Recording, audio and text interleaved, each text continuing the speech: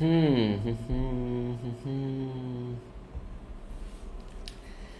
जी, good morning everybody. Good morning, good morning, good morning. जय श्री कृष्ण। कैसे हैं आप सब लोग? क्या सबको मेरी आवाज़ आ रही है? हाँ जी, हाँ जी, हाँ जी, आवाज़ आ रही है। आवाज़ ऑडियो वीडियो क्लियर है। हाँ जी, good morning guys. Good morning, good morning, good morning. I hope आप सबकी प्रिपरेशन बहुत अच्छे से हो चुकी है। आपने सारे चैप्टर्स कवर कर लिए हैं। बोलो हाँ। आ जाओ। डर लग रहा है? I know, I know, I know. है ना? ठीक है। लेकिन एग्ज़ाम इजी आएगा, सो डोंट वरी। नींद में लग रहे हो बेटा, सोए नहीं है रात से। ठीक है। क्वेश्चन ही प्रिपेयर कर रहे थे। चलो आओ, आ जाओ, आ जाओ, फटाफट से आ जाओ भाई, फटाफट से आ जाओ, फटाफट से आ जाओ। Good morning guys. Good morning, good morning, good morning. तो मेरी बात सुनेंगे ध्यान से। हाँ, इसका पीडीएफ मैं आपको शेयर कर दूंगा, डोंट वरी। ठीक है। चलो भाई आओ, फटाफट से आओ। यस गाइज एंड गर्ल्स, तो मेरी बात सुनेंगे ध्यान से। क्या करने के लिए आए हैं सर? कुछ क्वेश्चंस करने के लिए आए हैं। ठीक है। मैं आपको ये बता दूं कि इस सेशन का मेन पर्पस क्या है। जर्नली मैं एग्ज़ाम वाले दिन पे क्लास नहीं लेता हूँ। ठीक है ना।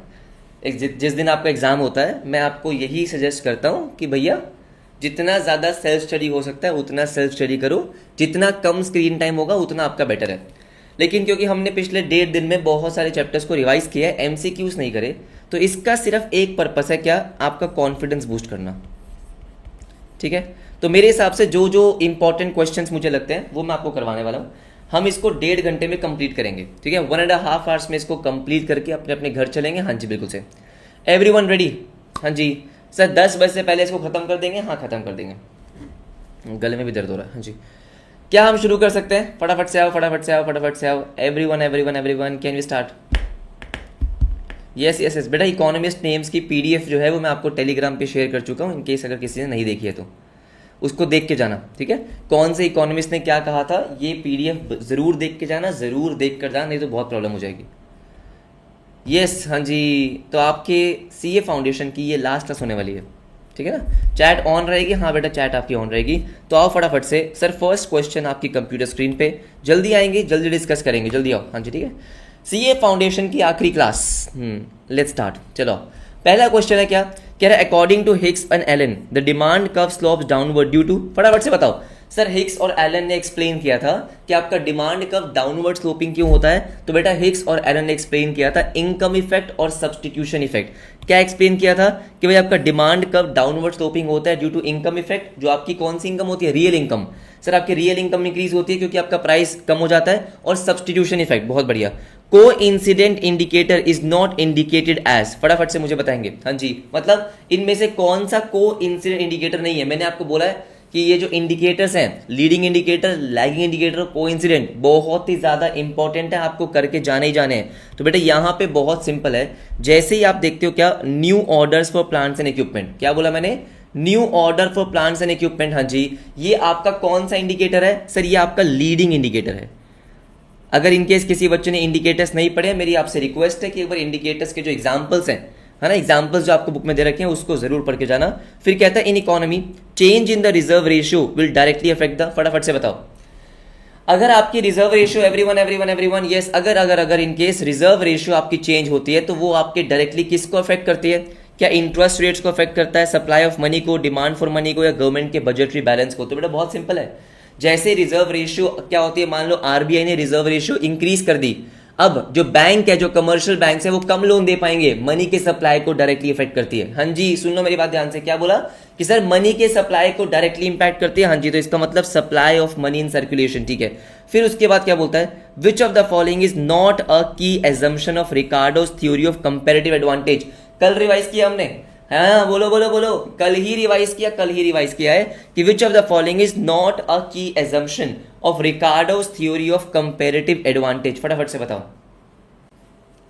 हाँ जी, हाँ जी, हाँ जी, फटाफट से मुझे बताएंगे। तो भैया देखो, हमने कंपैरेटिव एडवांटेज थ्योरी कल ही पढ़ी है। हाँ जी, कल ही पढ़ी है। तो उसमें मेनली क्या था? सबसे पहला, two countries each specialising in the good it can produce most efficiently will both gain from trade. बिल्कुल सही बात है ना। ठीक है। तो ये जो comparative advantage, absolute cost advantage था, ये हमने कल पढ़ा था। इसका बहुत सिंपल सा आंसर है सर, वेरी वेरी सिंपल सा आंसर। क्या यहां पे लिखा है? Trade occurs only due to sir differences in technology between countries. क्या ये सही है? सर ये गलत है। ट्रेड आपका अकर होता है, क्यों? क्योंकि आपकी कंपेरेटिव कॉस्ट कम होती है। हाँ है ना सर, कंपेरेटिव कॉस्ट कम होती है। हाँ, जो बच्चे डी बोल रहे हैं बेटा, डी आंसर नहीं है। डी आंसर क्यों नहीं है? Both countries in the trade can benefit even if one country is less efficient in producing both the goods. यही तो आपका कंपैरेटिव कॉस्ट था कि भाई मान लो अगर कोई एक ऐसी कंट्री है जो सारे गुड्स में एफिशिएंट है, हाँ जी, वो फिर भी गुड्स को इंपोर्ट करती है, तो हमने यहां पे क्या पढ़ा था? कंपैरेटिव कॉस्ट में हमने बेसिकली ये पढ़ा था कि, सुनेंगे मेरी बात ध्यान से, एक सेकेंड, हाँ जी, ये मेरे फोन में मेरा यूट्यूब चल क्यों नहीं रहा भाई? एक सेकेंड रुकना, कुछ तो लोचा है, मुझे आपके कमेंट नहीं दिख रहे।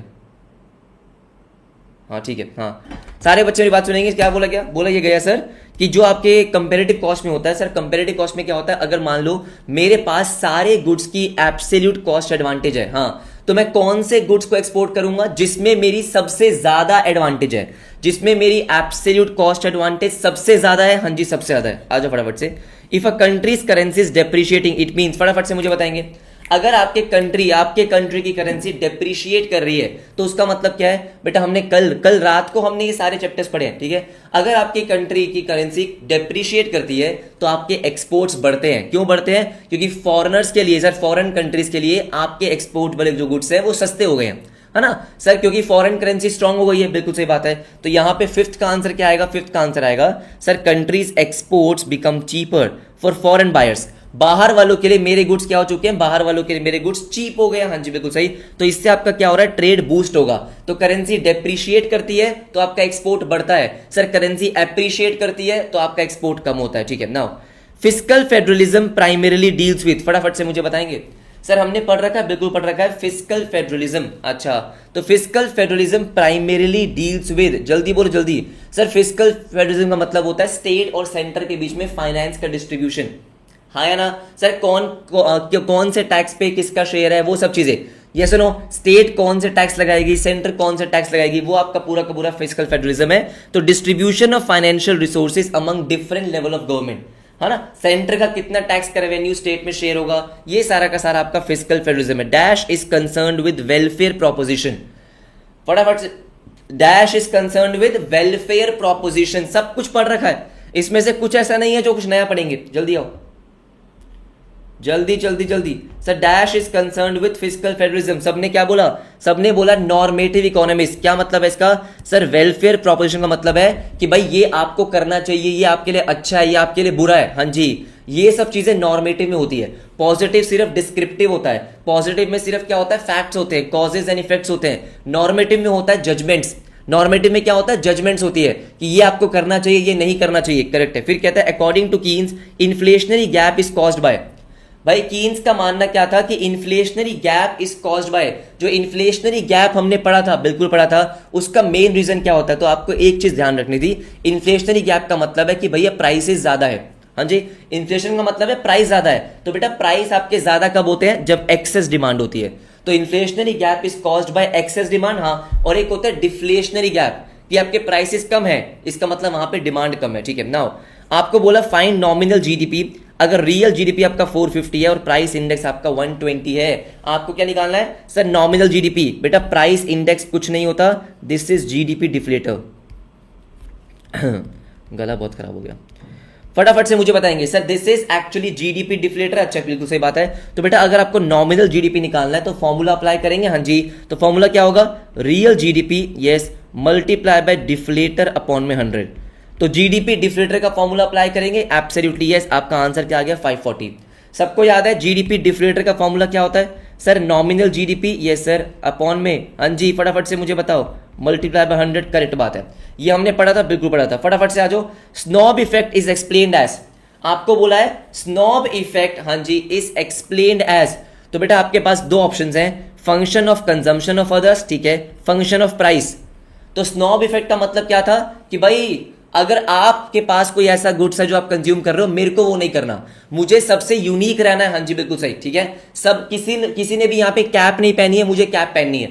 सबने व्हाइट पहना है, मैंने ब्लैक पहना है। आप मान समझ रहे हो? सर मुझे सबसे अलग रहना है, सबसे अलग रहना है। तो मेरी बात ध्यान से मेरी बात सुनेंगे sir, it is a function of consumption of others, absolutely yes, है ना। सर फंक्शन ऑफ प्राइस कौन सा था? बेटा वेबलन, वेबलन, हाँ जी वेबलन। तो वेबलन में क्या था आपका कि गुड्स महंगे होंगे, गुड्स का प्राइस ज्यादा होगा तो मैं कंज्यूम करूंगा। क्लियर हो गई ये बात? अच्छा ठीक है, okay fantastic. Now who gave the theory of public finance, फटाफट से मुझे बताओ। The theory of public finance कल ही पढ़ा था। अच्छा, किसी ने बोला है इतने इजी क्वेश्चन नहीं आएंगे। हाँ बेटा, बहुत ही मुश्किल क्वेश्चन आएंगे, कर ही नहीं पाओगे आप। इतने इजी क्वेश्चन नहीं आएंगे, ठीक है। हाँ जी, फटाफट से मुझे बताओ।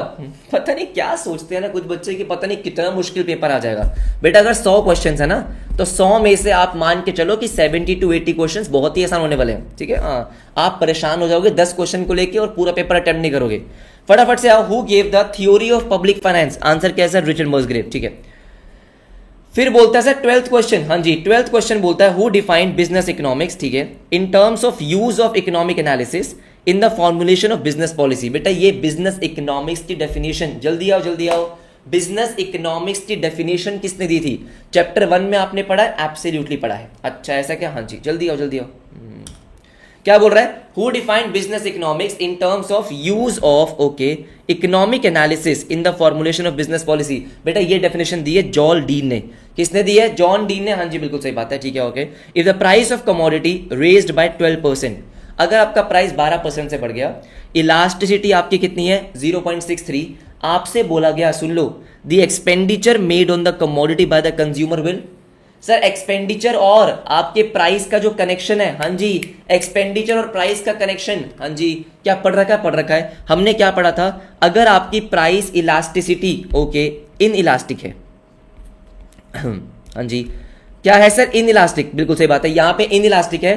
तो बेटा इन इलास्टिक के केस में प्राइस और एक्सपेंडिचर में डायरेक्ट रिश्ता होता है, इलास्टिक के केस में इनवर्स रिश्ता होता है। यही हमने पढ़ा है एक्सपेंडिचर मेथड में, यही पढ़ा है। तो अगर आपका प्राइस 12% से बढ़ गया, प्राइस अगर 12% से बढ़ा है, तो आपका एक्सपेंडिचर भी बढ़ेगा। हाँ जी, एक्सपेंडिचर बढ़ेगा, शाबाश, ठीक है। नाउ कह रहा है एज्यूम करो you built a new house, bought a used car and bought some government bonds. अच्छा, आपने घर बनाया, सुन लो मेरी बात ध्यान से।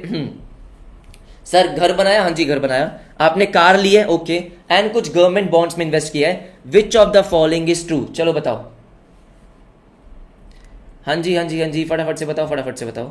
विच of the following is true पूछ रहा है। हाँ जी, इसमें से सच कौन सा है? क्या बोल रहा है? तो मेरी बात सुनो बेटा, ये सारे के सारे आपके इन्वेस्टमेंट गुड्स हैं। कौन से गुड्स हैं? इन्वेस्टमेंट गुड्स हैं। हाँ जी, इन्वेस्टमेंट गुड्स है। तो आपका आंसर बहुत सिंपल सा है कि investment went up since you built a new house. एक तो ये ऑप्शन आपके पास है, एवरीबडी ऐसा नो। अच्छा ठीक है, बाकी ऑप्शंस में आपके क्या है? बाकी ऑप्शंस में दिक्कत है। बाकी ऑप्शन में दिक्कत क्यों है? यहां लिखा है consumption and government purchase. Government purchase तो यहां पे है ही नहीं सर। गवर्नमेंट परचेज कहां पे है? यहां पे तो है नहीं, ठीक है। कंजम्पशन इन्वेस्टमेंट वेंट अप, बेटा कंजम्पशन एक्सपेंडिचर नहीं है यहां पे। ये जो आपने कार परचेज करी है, न्यू हाउस परचेज करा है, ये इन्वेस्टमेंट गुड्स में आता है, कैपिटल गुड्स में आता है, बिल्कुल सही बात है। फिर again investment and government purchase गलत हो गया। आपका आंसर क्या है? इन्वेस्टमेंट वेंट अप, ठीक है। Now public goods are characterised by, फटाफट से बताओ 15th। पब्लिक गुड्स की कैरेक्टरिस्टिक्स हमने कल ही डिस्कस की थी, कल ही हमने रिवाइज की थी। तो public goods are characterised by, everybody जल्दी बोलेंगे, हाँ जी। तो वो क्या होता है? पब्लिक गुड्स आपके क्या होते हैं सर? Non excludable. आप किसी को एक्सक्लूड नहीं कर सकते हो रोड पे चलने के लिए, पार्क में घूमने के लिए, स्ट्रीट लाइट्स यूज करने के लिए। एंड क्या होते हैं sir? Non rivalries. Sir non rivalries का मतलब क्या होता है? कि मेरे पब्लिक गुड्स यूज करने की वजह से किसी और के लिए वो पब्लिक गुड्स कम नहीं हो गए हैं। ये प्राइवेट गुड्स में होता है, प्राइवेट गुड्स में होता है। फिर क्या बोलता है? Under the law of variable proportions, ठीक है, stage 1 is known as stage of increasing returns. काय को sir stage 1 is known as stage of increasing returns. इसका मेन रीजन क्या है कि हम स्टेज 1 को इंक्रीजिंग रिटर्न बोलते हैं? फटाफट से बताओ बेटा। गवर्नमेंट बॉन्ड्स में हमने इन्वेस्ट किया है, तो हमारा वो इन्वेस्टमेंट है। हाँ जी sir, under the law of variable proportion stage 1 is known as, हाँ जी, स्टेज ऑफ इंक्रीजिंग रिटर्न। अब यहां पे क्या बोला है? Marginal product increases throughout the stage. बेटा क्या ये सही है? ये गलत है। क्यों?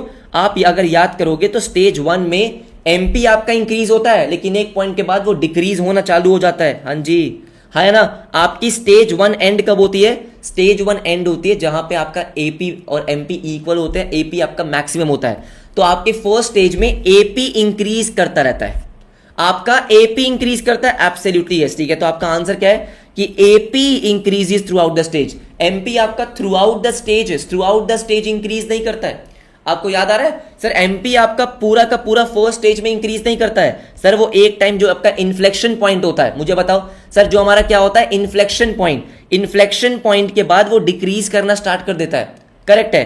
टोटल इंक्रीजेस, जो आपका टोटल है, अच्छा ठीक है, alright, increases eight increasing rate through out नहीं। अगेन सर टोटल आउटपुट जो आपका होता है, टोटल प्रोडक्ट जो आपका होता है, सुन लो जो बच्चा कह रहे हैं व्हाई नॉट डी, बेटा total product increases eight increasing rate नहीं ना, इंक्रीजिंग रेट तक वो तब तक होता है जब तक आपका एमपी इंक्रीज करता है। हाँ जी, जैसे ही एमपी डिक्रीज करना स्टार्ट कर देता है, एवरीबडी ये सुनो, एमपी डिक्रीज करना स्टार्ट कर देगा सर, वो आपके डिक्रीजिंग रेट से बढ़ता है। पहली स्टेज भूल गए आप, तो पहली स्टेज में सिर्फ और सिर्फ क्या होता है, आपका एपी इंक्रीज करता रहता है। एब्सोल्युटली यस, ठीक है, ओके। अब फटाफट से आ जाओ sir, question number 17। Question number 17 क्या बोलता है, कह रहे अंडर विच यूनियन, अच्छा ठीक है, ऑलराइट, दे हैव और follow a common monetary policy and fiscal policy. हमने कल ये डिस्कस किया था, बिल्कुल डिस्कस किया था, फटाफट से बताओ। जल्दी बताएंगे क्या, कि sir under which union, okay, they have to follow a common monetary policy. जब हम बात करते हैं बेटा कि आपको कॉमन मॉनेटरी पॉलिसी भी फॉलो करनी है, हाँ जी, आपकी करेंसी वगैरह कॉमन है, उसको बोलते हैं इकोनॉमिक एंड मॉनेटरी यूनियन। क्या बोलते हैं, इकोनॉमिक एंड मॉनेटरी यूनियन, हाँ जी, जहां पे आपकी मॉनेटरी पॉलिसी भी सेम होती है। ओके, आ जाओ फटाफट से आओ, जल्दी आओ। ओके, फिर क्या बोलता है, the total member countries under WTO currently, जल्दी बताएंगे सर, डब्ल्यूटीओ में अभी करंटली आपकी टोटल मेंबर कंट्रीज कितनी है। हाँ जी सर, टोटल मेंबर कंट्रीज कितनी है, जल्दी बोल जल्दी सर, टोटल है आपकी 164, हाँ जी 164। फिर बोलता है supply of money is, important है, गलती मत करना सर, सप्लाई ऑफ मनी पूछ रहा है, सप्लाई ऑफ मनी पूछ रहा है। सप्लाई ऑफ मनी का मतलब होता है money available with the public. आप जब सप्लाई ऑफ मनी को मेजर करते हो, हाँ, तो बेटा at a certain point of time, मुझे आज जानना है कि सप्लाई ऑफ मनी कितना है। सप्लाई ऑफ मनी आपका फ्लो वेरिएबल नहीं है, स्टॉक वेरिएबल है। जो बच्चे ए बोल रहे हैं, अरे सुन लो, सप्लाई ऑफ मनी का मतलब क्या होता है कि amount of money, the total money available with the public. हाँ जी, कोई फ्लो वेरिएबल नहीं होता। जब आप मनी को मेजर करते हो, M1 हो गया, M2 हो गया, M3 हो गया, M4 हो गया, हाँ, वो एक पॉइंट ऑफ टाइम पे करते हो कि भाई आज की डेट में आपका सप्लाई ऑफ मनी कितना है, मतलब टोटल मनी अवेलेबल कितना है। तो ध्यान रखना कि supply of money is a stock variable, है ना, ठीक है, आ जाओ। फिर कहता है reserve money supplied by, everybody फटाफट से मुझे बताएंगे। Reserve money is supplied by, बेटा सुन लो, हाँ जी, जिन बच्चों ने पढ़ा है, ठीक है, क्या रिजर्व मनी, यस, मैंने आपको बताया था जब मैंने आपको चैप्टर कल रिवाइज करवाए कि रिजर्व मनी को ही हाई पावर्ड मनी बोलते हैं, मॉनेटरी बेस बोलते हैं। बोलो हाँ या ना सर, ये तीनों एक ही चीज है, हाँ जी बिल्कुल सही। तो ये जो हाई पावर्ड मनी है, जो आपका ये रिजर्व मनी है, जो मॉनेटरी बेस है, इशूड बाय क्या, सप्लाइड बाय आरबीआई। जो बच्चे ए बोल रहे हैं बहुत बढ़िया, ठीक है। फिर उसके बाद 21st क्वेश्चन क्या बोलता है, 21st क्वेश्चन बोलता है if the required reserve ratio, ठीक है, ऑलराइट, इज 20%, ठीक है, करेंसी इन सर्कुलेशन आपका 800 बिलियन है, डिमांड डिपॉजिट्स आपका 2000 बिलियन है, ओके, एक्सेस रिजर्व आपका 2 बिलियन है, okay, and find the value of money multiplier. फटाफट से मुझे बताएंगे। हाँ जी, सारे बच्चे इसको सॉल्व करेंगे। बेटा मनी मल्टीप्लायर का फॉर्मूला, हाँ जी, डिस्कस किया था रिवीजन में, क्या है आपका सर, C+1, यस, अपॉन में C+E+R, करेक्ट है, करेक्ट है। अब यहां पे आप क्या करोगे, पहले C निकालोगे। C का मतलब होता है करेंसी डिपॉजिट रेशियो। क्या है, करेंसी डिपॉजिट रेशियो, हाँ, तो मेरी बात सुनो, करेंसी इन सर्कुलेशन आपका 800 बिलियन है, तो करेंसी आपका 800 अपॉन में डिपॉजिट्स 2000, कितना आ गया, एवरीबडी फटाफट से मुझे बताएंगे। हाँ जी सर, कितना आएगा ये आएगा आपका 0.4, 800 अपॉन में 2000 सर 0.4, ठीक है। देन इसके बाद बारी आती है किसकी, आपकी एक्सेस रिजर्व की। तो एक्सेस रिजर्व कितना आ रहा है, 2 बिलियन, यस, अपॉन में deposits 2000 billion. Excess reserve upon में डिपॉजिट्स, तो 2 डिवाइडेड बाय 2000, यस, कितना 0.001, यस, ठीक है। और आर आपको दे रखा है 0.2। इसको सॉल्व करेंगे, हाँ जी, इसको सॉल्व करेंगे, आपका आंसर आएगा बेटा 2.33। आंसर क्या आएगा, 2.33, हाँ जी बिल्कुल सही। क्या आपका सी कितना है, 0.4 plus 1, okay, divided by 0.4 plus 0.001 plus आपका 0.2। इसको करेंगे सॉल्व तो आपका कितना हो जाएगा, 2.33। इसके बाद बात आती है आपकी 22 की। सर 22 क्या बोलता है, which of the following statement is false regarding FPI. फटाफट से बताओ, कह रहे which of the statement is false regarding the FPI. हाँ जी, एफपीआई की बात कर रहा है, एफपीआई की बात कर रहा है, फॉरेन पोर्टफोलियो इन्वेस्टमेंट्स। तो मेरी बात सुनो, क्या वो स्पेक्युलेटिव इन नेचर है, द आंसर इज यस, बिल्कुल वो स्पेक्युलेटिव है। मतलब प्राइस के कम ज्यादा होने से आप एक्चुअली में पैसे कमाते हो।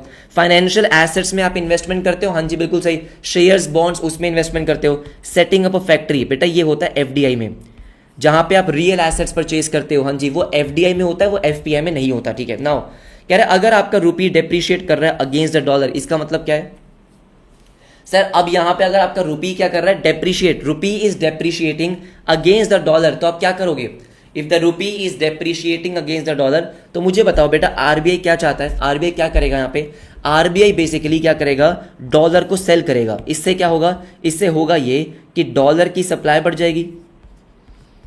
क्या हो जाएगा, डॉलर की सप्लाई बढ़ेगी, डॉलर की सप्लाई बढ़ेगी। अब अगर डॉलर की सप्लाई बढ़ जाएगी तो डॉलर आपका कहीं ना कहीं क्या कर जाएगा, डेप्रिशिएट। अच्छा ठीक है, ऑलराइट चलो ऑलराइट, और आपका रुपी क्या कर जाएगा, एप्रिशिएट। ओके, अब बात समझ रहे हो। तो भाई सिंपल सी बात है ना कि अगर आपका रुपी डेप्रिशिएट करना है, आपको उसको मान लेते हैं, आपको उसको एप्रिशिएट करवाना है, तो एप्रिशिएट करने का सिंपल सा तरीका है कि आप फॉरेन करेंसी की सप्लाई बढ़ा दो। फॉरेन करेंसी की सप्लाई बढ़ेगी तो फॉरेन करेंसी वीक हो जाएगी। हाँ जी ठीक है।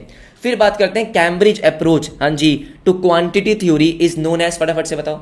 कह रहे तो आपका कैम्ब्रिज अप्रोच है, उसका दूसरा नाम क्या है, तो बेटा कैम्ब्रिज अप्रोच का दूसरा नाम है आपका कैश बैलेंस अप्रोच। ठीक है, ओके।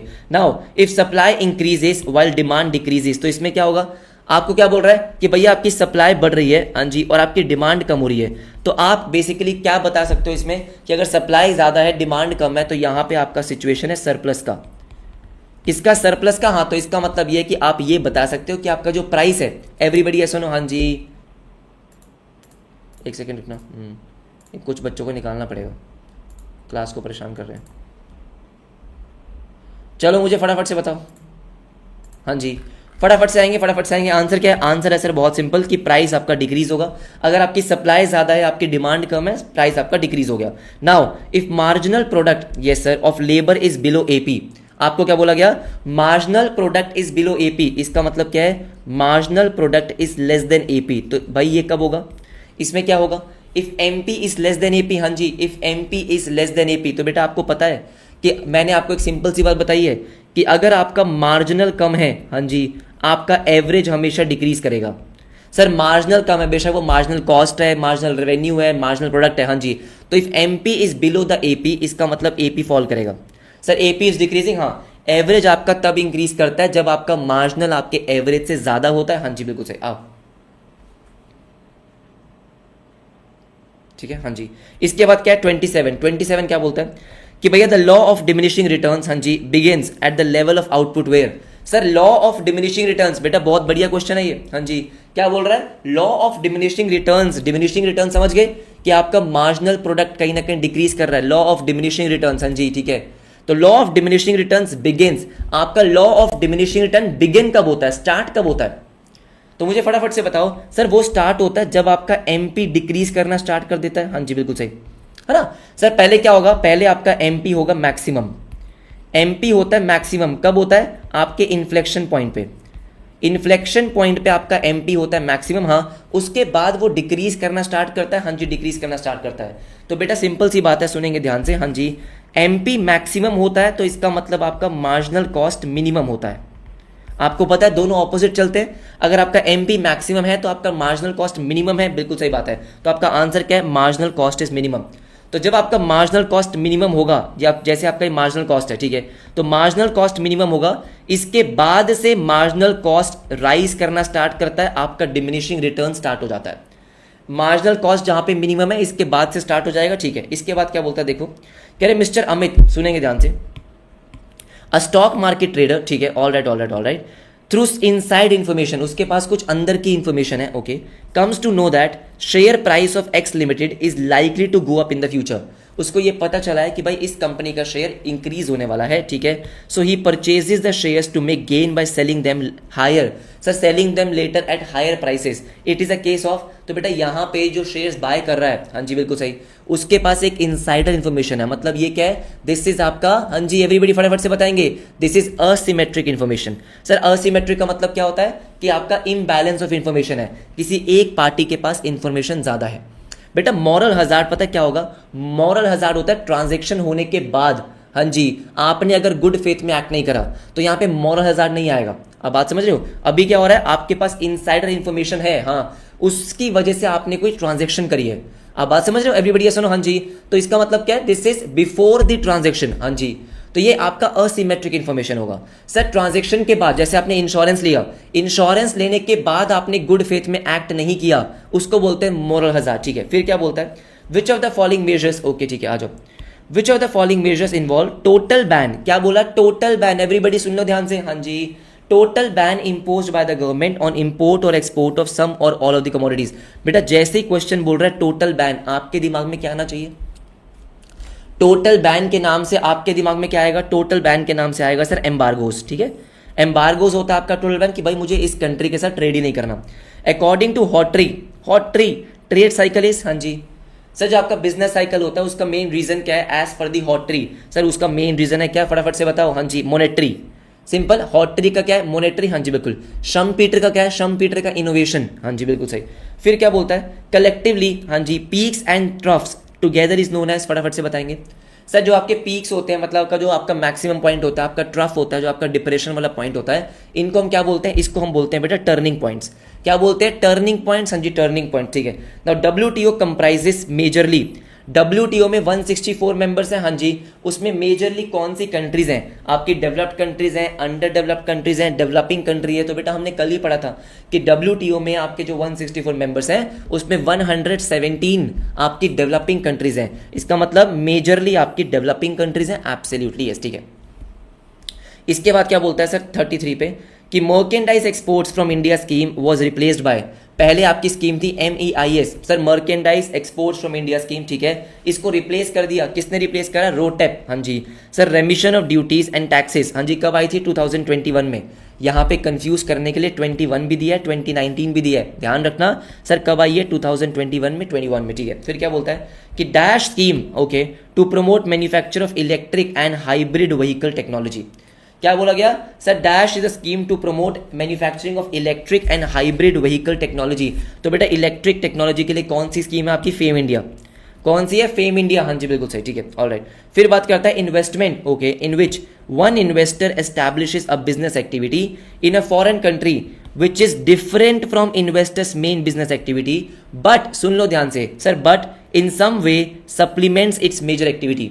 सर क्या है कि फॉरेन कंट्री में हाँ वो कोई और बिजनेस कर रहा है और आपकी कंट्री में वो कोई और बिजनेस कर रहा है, हाँ, लेकिन कहीं ना कहीं वो दोनों एक दूसरे को सप्लीमेंट मतलब सपोर्ट करते हैं। तो बिल्कुल दोनों अनरिलेटेड नहीं है सर, इसको हम क्या बोलते हैं? Vertical investment. अगर बिल्कुल अनरिलेटेड होते तो उसको हम क्या बोलते हैं बेटा? कॉन्ग्लोमरेट। ठीक है, now dash is a form of FDI। हाँ जी everybody, which makes use of the existing infrastructure. क्या बोला है?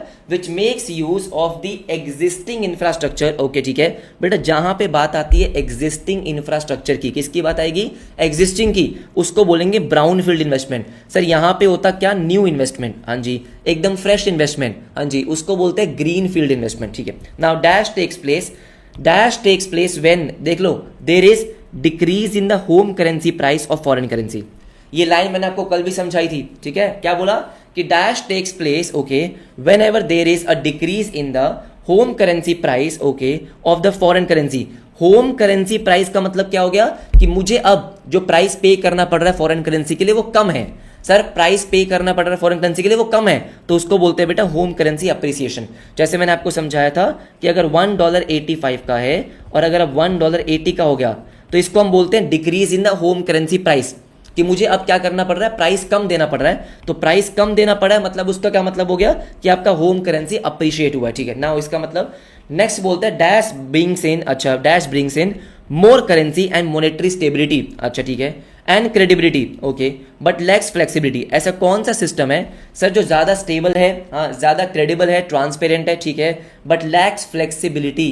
सर फ्लेक्सिबल नहीं है, फ्लेक्सिबल नहीं है। अच्छा ठीक है, कौन सा सिस्टम है बेटा? आपका फिक्स सिस्टम है, जो आपका फिक्स हाँ जी रेट सिस्टम है, बिल्कुल सही बात है। और इसके बाद बोलता है कि on the contrary dash has greater policy flexibility. Sir ऐसा कौन सा सिस्टम है जो ज्यादा फ्लेक्सिबल है हाँ जी बट स्टेबल नहीं है?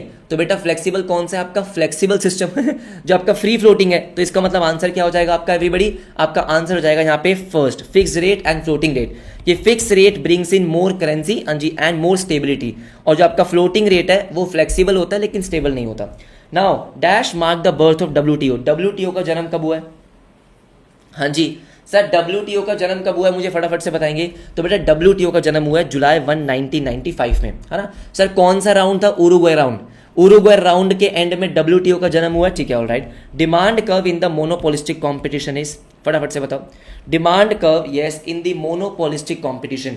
तो जो आपका मोनोपोलिस्टिक कंपटीशन में डिमांड कर्व होता है वो डाउनवर्ड स्लोपिंग होता है। आपके मोनोपोली में भी और आपके मोनोपोलिस्टिक में भी, दोनों में आपका क्या होता है, डाउनवर्ड स्लोपिंग, एग्जैक्टली, ठीक है। और मोनोपोलिस्टिक में क्योंकि आपके क्लोज सब्सटीट्यूट्स होते हैं, हाँ जी, तो वो क्या होता है, हाईली इलास्टिक होता है। क्या होता है, हाईली इलास्टिक। तो आंसर क्या है, downward sloping and more elastic demand curve. अच्छा ठीक है।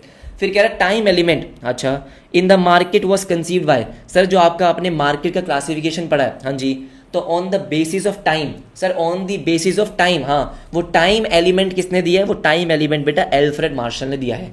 ध्यान रखेंगे इस बात को, हाँ जी बिल्कुल सही। फिर 42nd क्वेश्चन देखो क्या बोलता है कि द सिस्टम वेयर इन, अच्छा, nominal tariff rates on import of manufactured goods, अच्छा, are higher than the nominal tariff rates on intermediate raw material। इसका मतलब क्या है कि आपके मैन्युफैक्चर्ड गुड्स पे आपका टैरिफ ज्यादा है, रॉ मटेरियल पे आपका टैरिफ कम है। एवरीबडी यस और नो, रॉ मटेरियल में आपका टैरिफ कम है। जल्दी बताएंगे मुझे फटाफट से। तो आपका आंसर हो गया एस्केलेटेड टैरिफ। क्या आंसर है, एस्केलेटेड टैरिफ, हाँ जी बिल्कुल सही, कि रॉ मटेरियल पे टैरिफ कम कर रहे हैं और मैन्युफैक्चर्ड गुड्स पे आपका टैरिफ ज्यादा हो रहा है। फिर उसके बाद बोलता है अ ड्यूटी, हाँ जी, टिपिकली फिक्स्ड, अच्छा ठीक है, टू ब्रिंग, अब मेरी बात सुनेंगे sir, a duty which is typically fixed to bring the price of imported commodity up to the level of domestic price. इसका मतलब क्या है कि बाहर से जो गुड्स आ रहे हैं मैं उस पर उतना टैरिफ लगा रहा हूं सो दैट उसका प्राइस मेरे डोमेस्टिकली प्रोड्यूस गुड्स के इक्वल हो जाए। क्या कर रहा हूं कि बाहर से जो गुड्स आ रहे हैं उस पर मैं कितना टैरिफ लगा रहा हूं, उतना लगा रहा हूं जिससे इक्वल हो जाए, उसको बोलते हैं वेरिएबल टैरिफ, ठीक है। फिर कह रहे हैं who introduce the new international trade theory. हमने कल ट्रेड थ्योरी पढ़ी है, हाँ जी बिल्कुल पढ़ी है। तो जो न्यू इंटरनेशनल ट्रेड थ्योरी है, जिसका ये कहना था कि हम बहुत सारे गुड्स ऐसे हैं जो हम बनाते भी हैं, जो हम इंपोर्ट भी करते हैं, हाँ जी, जिसमें हमने पढ़ा था इकोनॉमीज ऑफ स्केल। सुन लो मेरी बात ध्यान से सर, इकोनॉमीज ऑफ स्केल और आपका नेटवर्क इफेक्ट। तो बेटा वो जो न्यू इंटरनेशनल ट्रेड थ्योरी है वो आपके किसने दी है, पॉल क्रुगमैन ने दी है, ठीक है। Now dash was the first one, ऐसा कौन था sir, dash was the first one two put across the possibility that the international trade is not a zero sum game. आपको पता है हमने मर्केंटाइलिस थ्योरी में क्या पढ़ा था, मर्केंटाइलिस में पढ़ा था कि भाई trade is a zero sum game. तो ऐसा कौन से पहले इकोनॉमिस्ट थे जिन्होंने कहा कि नहीं नहीं नहीं sir, trade is not a zero sum game. बेटा किस में कहा था, एब्सोल्यूट कॉस्ट एडवांटेज में कहा था। किसने, सर एडम स्मिथ ने कहा था, ठीक है, कि भाई trade is not a zero sum game, यहाँ पे सारी कंट्रीज गेन कर सकती है, हाँ जी गेन कर सकती है। Now inflation target is set by the government of India in consultation with RBI once in every dash years. हमने कल पढ़ा, हाँ जी बिल्कुल पढ़ा, कि इन्फ्लेशन टारगेटिंग जो होती है, मॉनेटरी पॉलिसी एग्रीमेंट जो आपका था, ठीक है, ऑलराइट, फ्रेमवर्क एग्रीमेंट, उसमें क्या था कि आपको इन्फ्लेशन टारगेटिंग 5 साल में एक बार करनी है।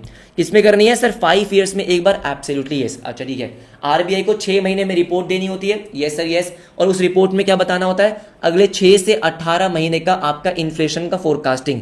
याद रहेगा, याद रहेगा। फिर dash rate is the penal rate, sir dash rate is the penal rate at which central bank lends money to the banks, अच्छा, over the rate available in repo policy. Sir repo policy से ज्यादा, हाँ जी, जो आप rate charge करते हो वो कौन सा रेट होता है, सर वो रेट होता है आपका एमएसएफ रेट। सर जो आप रेपो रेट से ज्यादा चार्ज करते हो, हाँ, इसमें एक चीज और थी कि बैंक्स यहां पे आरबीआई से बोरो कर सकते हैं, कितना, 1% ऑफ एसएलआर सिक्योरिटी। याद आ रहा है, कल ही पढ़ाया था, ठीक है। फिर बात करते हैं 48 की, कि as per the exchange rate channel a reduction in the interest rates in India. Interest rates अगर आपके कम हो गए, ठीक है, in India, results in a dash exchange rate. हमने कल क्या डिस्कस किया था एवरीबॉडी, फटाफट से बताओ। अगर भाई मेरे कंट्री के एक्सचेंज, मेरे कंट्री में क्या हो गया, इंटरेस्ट रेट्स कम हो गए, तो जो फॉरेन इन्वेस्टर्स है वो इंडिया से निकल जाएंगे, कहाँ, कहीं और बाहर जाएंगे, भाई बाहर जाके इन्वेस्टमेंट करेंगे। तो मेरा एक्सचेंज रेट क्या होता है सर, कम हो जाता है, हाँ जी सर, वीक हो जाता है, हाँ जी, मेरी करेंसी काइंड ऑफ डेप्रिशिएट करती है, तो यहाँ पे क्या आएगा, weaker. Sir weaker exchange rate, correct बात है, ठीक है। Making foreign goods, sir foreign goods क्या हो जाएंगे एवरीबॉडी, फटाफट से मुझे बताओ। Reduction in the interest rates in India, हाँ जी, making foreign goods and service, okay, more dash compared with those produce in India. फटाफट से मुझे बताओ। तो मेरे लिए बेटा क्या हो जाएगा, अब बाहर वाले गुड्स हो जाएंगे ज्यादा एक्सपेंसिव। करेक्ट बात है, हाँ, क्यों, क्योंकि आपकी करेंसी एक तरीके से यहां पे करती है डेप्रिशिएट, हाँ जी। तो जो फॉरेन गुड्स है मेरे लिए महंगे हो गए ना सर, $1.80 का था, हाँ, अब वही $1 आपका 85 का हो गया। तो बाहर के गुड्स परचेज करने के लिए मुझे 85 रुपीज पे करने पड़ेंगे, हाँ जी बिल्कुल सही बात है। तो मेरे लिए फॉरेन गुड्स और महंगे हो जाएंगे। फिर क्या बोलता है सर, ये क्वेश्चन आने के चांसेस हमेशा होते हैं। करेंसी विद द पब्लिक, क्या है sir, currency with the public, हाँ जी, करेंसी विद द पब्लिक। तो यहां पे क्या आएगा, सिंपल सी बात है, आपको सबसे पहले क्या करना है, जो भी आपके नोट्स इन सर्कुलेशन है, सर्कुलेशन ऑफ रुपी कॉइन है, स्मॉल कॉइन्स है, इन तीनों को प्लस करेंगे। सर क्या करेंगे, तीनों को प्लस करेंगे। 45,000, 1500 750, हाँ ये आ गया आपका total currency in circulation. Sir total currency in circulation आ गया, हाँ जी बिल्कुल सही। अब क्या करेंगे, जो करेंसी आपके बैंक के पास है, हाँ जी उसको माइनस करेंगे। क्यों, आपको करेंसी विद पब्लिक निकालना है तो माइनस करेंगे 27,500, आपका आंसर आएगा 19,750। हाँ जी, आपको निकालना है मनी का मल्टीप्लायर, फटाफट से निकालेंगे everybody. Money multiplier, money multiplier, हमने ऐसा क्वेश्चन पहले भी किया, इसको छोड़ दो ठीक है। फटाफट से आता है 51 पे। 51 क्या बोलता है कि as per dash okay demand for money is determined by the permanent income not the current income. Discuss किया था बेटा हमने, हाँ जी ऐसा किसने बोला था कि भैया जो आपकी मनी डिमांड है वो करेंटली आपकी इनकम क्या उससे नहीं, जो परमानेंट इनकम है। बेटा परमानेंट इनकम का मतलब क्या होता है एवरीबडी, परमानेंट इनकम का मतलब होता है कि भाई जो आप फ्यूचर में इनकम कमाने वाले हो उसका प्रेजेंट वैल्यू, जो आप फ्यूचर में इनकम कमाने वाले हो उसकी प्रेजेंट वैल्यू। हाँ बेटा ये एसेट प्राइस थ्योरी में था, आपको थ्योरी याद आ रही है सर कौन सी, एसेट वाली थ्योरी। हाँ, और वो एसेट वाली थ्योरी किसने दी थी sir, Milton Friedman, Milton Friedman ठीक है alright. Now dash is a situation, okay फटाफट से आ जाओ। Dash is a situation when expansionary monetary policy हाँ does not increase the interest rates. आपने बेटा मॉनेटरी पॉलिसी कौन सी यूज करी, एक्सपेंशनरी, जिसमें मनी सप्लाई आप इंक्रीज करते हो, इंटरेस्ट रेट इंक्रीज होता है। लेकिन क्या हुआ, आपके एक्सपेंशनरी मॉनेटरी पॉलिसी से आपका इंटरेस्ट रेट इंक्रीज नहीं हुआ। हाँ जी ठीक है, आपकी इकोनॉमी ग्रोथ नहीं हुई। अच्छा, इसको बोलते हैं बेटा आपका क्या, in effective monetary policy. In effective monetary policy में क्या होता है, लिक्विडिटी ट्रैप होता है ना सर, क्या होगा लिक्विडिटी ट्रैप, बिल्कुल सही बात है ठीक है। फिर क्या बोलता है, कमांड इकोनॉमी, ओके आ जाओ सर फटाफट से आओ, फटाफट से आओ। हाँ जी sir, command economy is another name for, command economy का दूसरा नाम क्या है बेटा। आपको एग्जाम में ऐसे बहुत से क्वेश्चन दिखेंगे, है ना, जैसे बोल रहा हूं मेजॉरिटी क्वेश्चंस आपसे आसानी से बन जाएंगे। तो कमांड इकोनॉमी कौन सी होती है सर, सोशलिस्ट इकोनॉमी, जहां पे गवर्नमेंट की कमांड होती है सर, गवर्नमेंट का रूल होता है। अच्छा ठीक है, फिर क्या बोलता है, फिर बोलता है कि सर कमोडिटीज हाँ for which the quantity demanded rises, हाँ जी only up to a certain level of income. क्या बोला सुन लो ध्यान से, ओके ओके ओके, कि भाई कमोडिटीज फॉर विच अच्छा quantity demanded rises up to certain income and decreases, उसके बाद वो डिक्रीज करती है। तो बेटा इनकम इंक्रीज होने से डिक्रीज हो रहा है, क्या हो रहा है, इनकम इंक्रीज होने से आपकी डिमांड डिक्रीज हो रही है। ऐसा बेटा इंफीरियर गुड्स में होता है। किस में होता है, इंफीरियर में, कि आपकी इनकम बढ़ रही है, इनकम बढ़ने के बाद आपकी डिमांड कम हो रही है, हाँ क्योंकि मैं नॉर्मल गुड्स पे शिफ्ट कर रहा हूं ठीक है। फिर क्या बोलता है, consumer bias 100 units of a good at a price of 6 rupees per unit ठीक है। सपोज करो आपकी इलास्टिसिटी है कितनी है, -3, at what price we will buy 80। ऐसा क्वेश्चन आपके May 25 में आया था, बिल्कुल आया था, जल्दी से मुझे बताएंगे। हाँ जी सर May 25 में तो क्या था, कंज्यूमर बायस, हाँ जी कंज्यूमर बायस, ओके सर ओके, कंज्यूमर बायस एवरीबडी फटाफट से मुझे बताओ कितने गुड्स, 100 यूनिट्स, हाँ जी प्राइस आपका 6 रुपीज का है, प्राइस आपका 6 रुपीज का है, प्राइस आपका 6 है, आपकी इलास्टिसिटी आपकी -3 है, eight what price will buy 80। तो बेटा देखो इन क्वेश्चंस को करना किस तरीके से है, तो आपका इलास्टिसिटी है -3 सर, उसके बाद आपका चेंज इन क्वांटिटी, तो चेंज इन क्वांटिटी अब कितना हो गया -20, हाँ जी चेंज इन प्राइस मुझे नहीं पता, हाँ जी नहीं पता, ओरिजिनल प्राइस आपका 6 है, ओरिजिनल क्वांटिटी 100 है। इसको सॉल्व करेंगे, हाँ जी सॉल्व करेंगे। जब इसको हम सॉल्व करेंगे बेटा तो देखो ध्यान से, ये आपका कट हो गया, हाँ जी 2 ऑलराइट 5, तो माइनस, हाँ जी कितना आ गया, ये आपका आ गया अभी बड़ी -15 okay divide by 6, yes 6 divide by -15 0.4। तो इसका मतलब बेटा आपका चेंज इन प्राइस आ रहा है कितना, 0.4। एवरीबडी चेंज इन प्राइस आपका 0.4 आ रहा है, हाँ जी बिल्कुल सही। तो उसके बाद बेटा चेंज इन प्राइस क्या होता है, new price minus old price is equals to 0.4। हाँ न्यू प्राइस माइनस ओल्ड आपका 6 है, हाँ 0.4, तो आपका आंसर आ गया 6.4 ठीक है। हाँ जी, अब आ जाओ फटाफट से 56 पे। 56 क्या बोलता है कि when two goods are complementary the cross elasticity between, आ जाओ the cross elasticity between them is. तो बेटा क्रॉस इलास्टिसिटी का मतलब क्या होता है कि आपके कॉम्प्लीमेंट्री गुड्स के प्राइस में चेंज होने की वजह से मेरे गुड्स की डिमांड में क्या चेंज आया। तो बेटा हमारे जो ये क्रॉस इलास्टिसिटी होती है वो क्या होती है, कॉम्प्लीमेंट्री गुड्स के केस में होती है नेगेटिव। क्यों, अगर कॉम्प्लीमेंट्री गुड्स के प्राइस बढ़ते हैं तो मेरे गुड्स की डिमांड कम हो जाएगी, कॉम्प्लीमेंट्री गुड्स के प्राइस कम होते हैं तो डिमांड बढ़ जाएगी, करेक्ट बात है ठीक है। Now due to increase in price of product X, हाँ जी फ्रॉम 100 to 110, सर क्या हुआ, due to increase in price from of X from 100 to 110 ठीक है। Quantity supplied increases from 150 to 200। आपको निकालनी है elasticity using arc elasticity method. बेटा मैं क्वेश्चन में आर्क इलास्टिसिटी सिर्फ तभी यूज करूंगा जब क्वेश्चन मुझसे पूछेगा, ठीक है आ जाओ। इसके बाद अब क्या बोलता है सुनेंगे ध्यान से, क्या फॉर्मूला होता है, चेंज इन क्वांटिटी। तो चेंज इन क्वांटिटी आपका कितना है 50 यूनिट्स, चेंज इन प्राइस आपका कितना है 10 ठीक है। मल्टीप्लाई बाय, सर सुन लो ध्यान से, सर मल्टीप्लाई बाय आपके प्राइस का सम।